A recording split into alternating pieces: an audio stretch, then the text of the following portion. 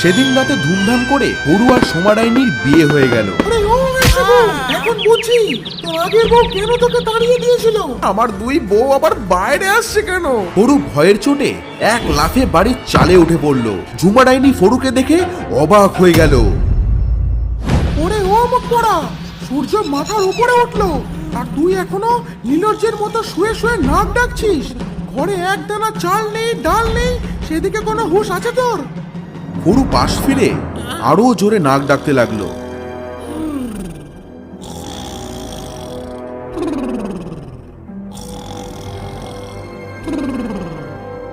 ঝুমা রেগে আগুন হয়ে গেল। পাশে থাকা একটা মোটা লাঠি দিয়ে হরুর মাথায় এক বাড়ি মারলো। ওরে বাবা, ও কে মারলি রে? ওরে বাবা, ও মাথাটায় যেন বাজ পড়লো। ওরে বাবা, আমি মেরেছি হতভাগা। দাঁড়া, তোর ঘুম আমি চিরতরে ঘুচাচ্ছি। ঘরে চাল ডাল কিচ্ছু নেই আর তুই নবাবের মতো ঘুমাচ্ছিস। গিন্নি, আমার ঘুমের সাথে চাল ডালের কি সম্পর্ক? চাল ডাল তো হাড়িতে থাকে, আমার মাথায় নয়। এই লাঠি দিয়ে আরেকটা বাড়ি পড়লে সব সম্পর্ক বুঝতে পারবি। এখন বাজারের ব্যাগ নে আর যা মাছ কিনে নিয়ে আয় বাজার থেকে। যা, এক্ষুনি যা। ফরু বাজারের ব্যাগ ঝুলিয়ে হাঁটছে আর বিড়বিড় করছে। উফ, রোজ রোজ গিন্নির এই মুখ ঝামটা আর ভালো লাগছে না। ভগবান কোন পাপের শাস্তি দিচ্ছে কে জানে। হঠাৎ ফরু দেখতে পেল রাস্তার ধারে একটি শেওড়া গাছের সাথে একটা মোটা সোটা ছাগল বাঁধা। আশেপাশে কেউ নেই।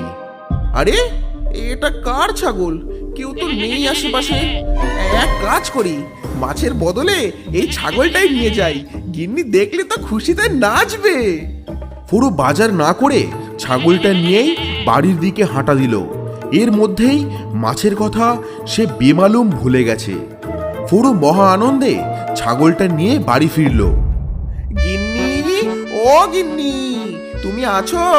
এই দেখো তোমার জন্য কি এনেছি। কই কই দেখি, কি মাছ আনলি? এ কি, তোকে মাছ আনতে বললাম আর তুই এই জ্যান্ত আপদ নিয়ে এলি?